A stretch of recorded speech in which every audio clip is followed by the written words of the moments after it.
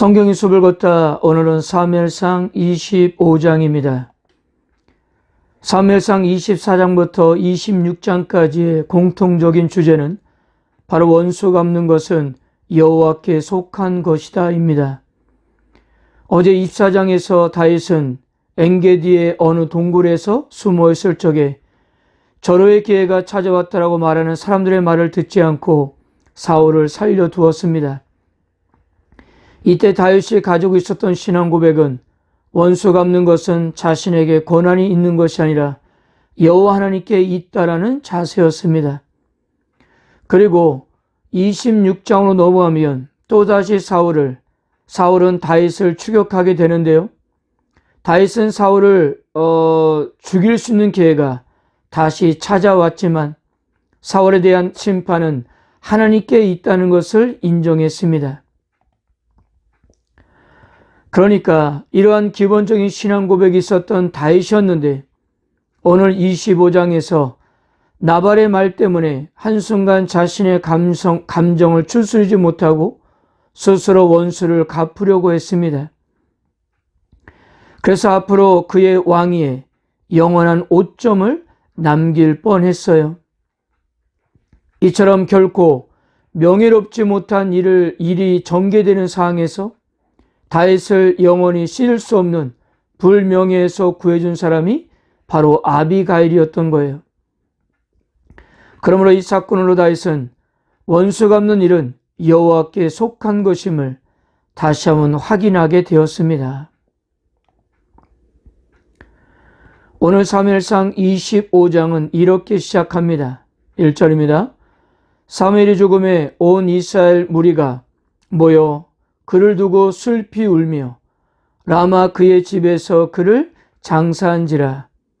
다윗이 일어나 바란 광야로 내려가니라. 25장의 이야기를 시작하기 전에 사무엘의 죽음을 알리는 것은 역사의 새로운 페이지가 넘어가고 있기 때문입니다. 자, 지금까지 사무엘이 맡았던 시대적 역할이 무엇이었습니까? 사사시대를 마무리하고 왕정시대를 준비하는 일이었습니다.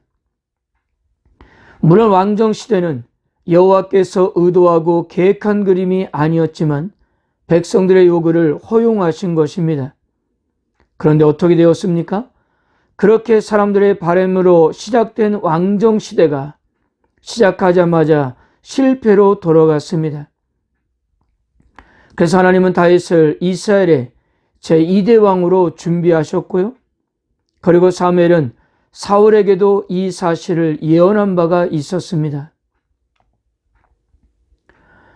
그런데 어제 공부했던 사무엘상 24장에서 어떤 일이 있었습니까? 다윗은 자신의 무죄함을 입증하기 위해서 사울의 옷자락을 베었지만 이것은 사무엘의 예언이 성취되는 것으로 다윗이 사울로부터 왕권을 승계받고 있는 사항을 상징했던 것입니다. 이제 드디어 이스라엘 왕국이 다윗에게로 넘어간다는 상징적인 그림이었던 거예요.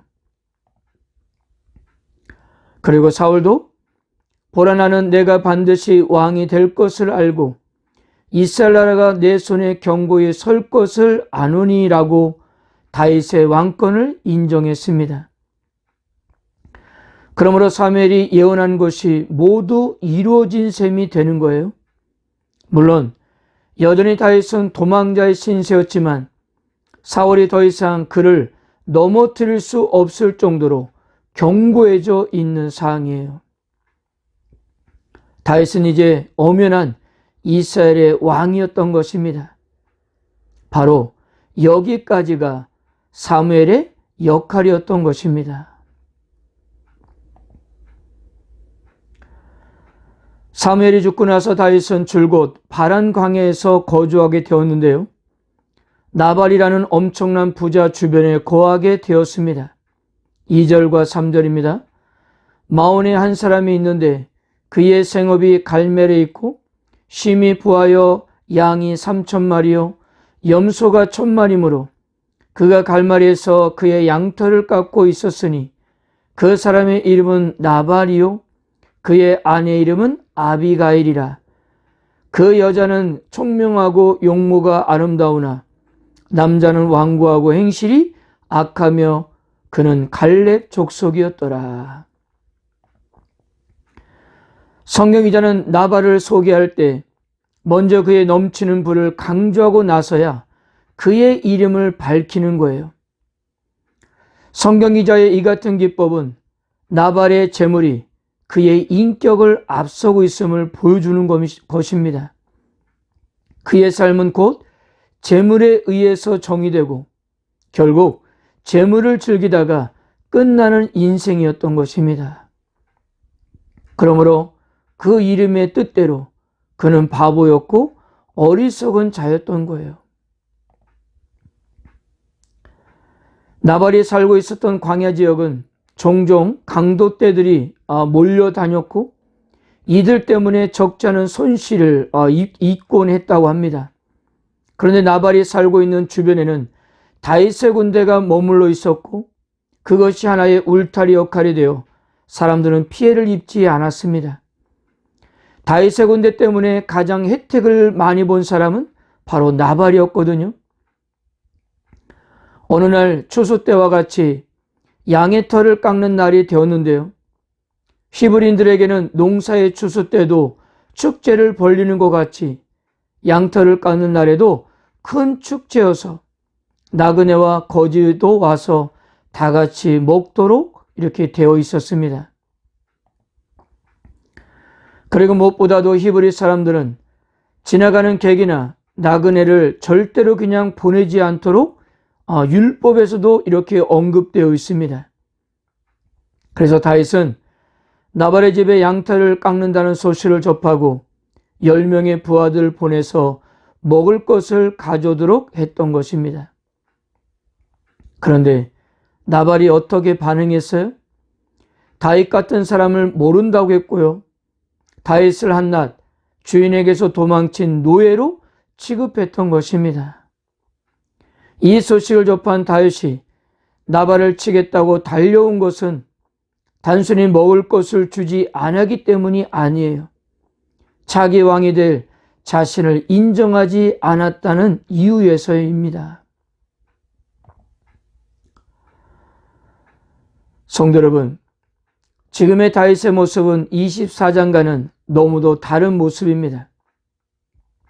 앞장에서는 하나님의 주권과 섭리에 순종할 줄 알았던 다윗이었어요. 사울을 놓아주었을 경우 자기에게 돌아올 또 다른 위험이 뻔히 보이는데도 성령의 음성에 순종할 줄 알았던 다윗이었습니다. 그토록 위험천만한 도망길에서도 칼 쓰기를 마다했던 다윗이었는데, 그런데 25장으로 넘어오니까 단순히 자기를 인정하지 않는다는 이유로 칼을 뽑고 나발을 처단하겠다고 그렇게 나섰던 것입니다. 그런데 다행스러운 것은요, 그 다윗의 길을 아비가일이 막아섰던 것입니다.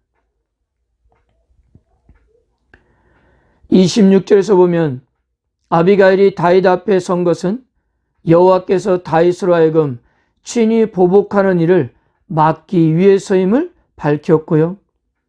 그리고 다윗이 하나님의 섭리에 의해 이스라엘의 지도자가 될 것이란 예언 같은 말도 하였습니다. 그리고 29절은 24장에서 26장 전체의 주제가 요약되어 있습니다.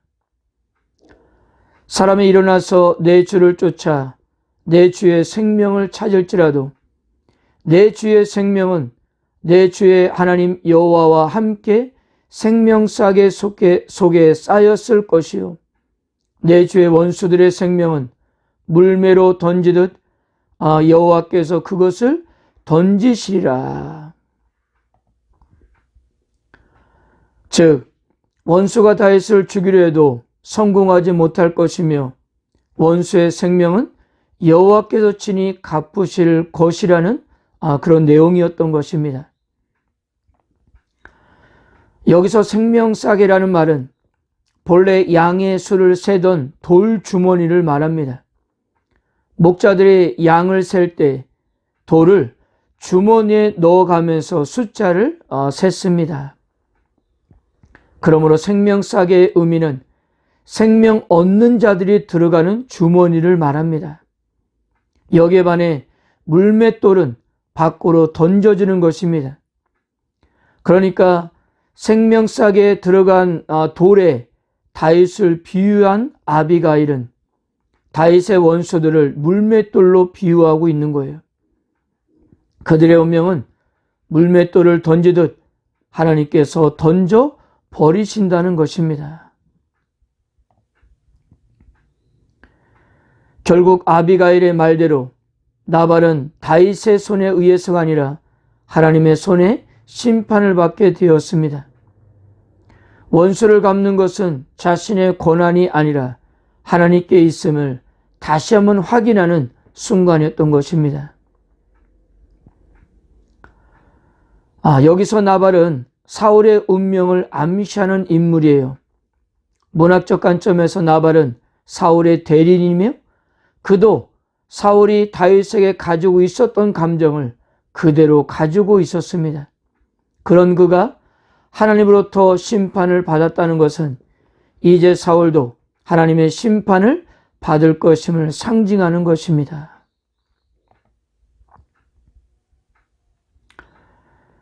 지혜로운 여인이었던 아비가일은 후에 다윗의 아내가 되었고요. 나발의 그 엄청난 재산은 다윗의 공동체에 아주 유용하게 사용되었을 것입니다. 사랑하는 성도 여러분, 우리는 오늘 25장을 통해 두 가지의 교훈을 얻었으면 합니다. 첫째, 우리 모두 지혜로운 아비가일의 자리에 서 있자는 거예요. 다윗은 나발 때문에 몹시도 자존심이 상했습니다. 그런데 아비가일의 한마디에 그의 자존심이 회복되었어요. 솔직히 아비가일은 다윗에게 할 이야기를 다 했지만 다윗은 전혀 기분 나빠하지 않았습니다. 오히려 자존심이 회복되고 잠깐 잊어버렸던 사명을 되찾을 수가 있었습니다. 이것은 상대방이었던 다윗의 입장에서 이야기를 했기 때문입니다. 사랑하는 성도 여러분, 성령님이 주시는 지혜로 상대방의 입장에서 따뜻한 말, 격려가 될 수 있는 말, 회복을 줄 수 있는 말, 생명을 살릴 수 있는 말들이 되시기를 바랍니다. 그리고 둘째는 바로 하나님의 시간을 기다리자는 것입니다. 현재 다윗의 마음이 얼마나 초조하고 답답했을까요? 그래서 자기 혈기가 나오고 자기의 감정대로 하는 것입니다. 그러나 아비가일의 지혜로 하나님의 음성을 듣게 되고 하나님의 시간을 기다릴 수 있었던 것입니다. 아비가일은 마치 우리 속에 영원히 내주하시는 성령님의 역할과 같다고 할 수 있어요. 성령님은 항상 우리 속에 계시면서 우리에게 말씀하십니다. 어떤 일에 답답하고 초조하더라도 우리의 온몸과 마음을 민감하게 열어 성령님께서 주시는 음성을 따라 살아가야 할 줄 믿습니다. 이런 은혜가 함께 하시기를 축복합니다. 아멘.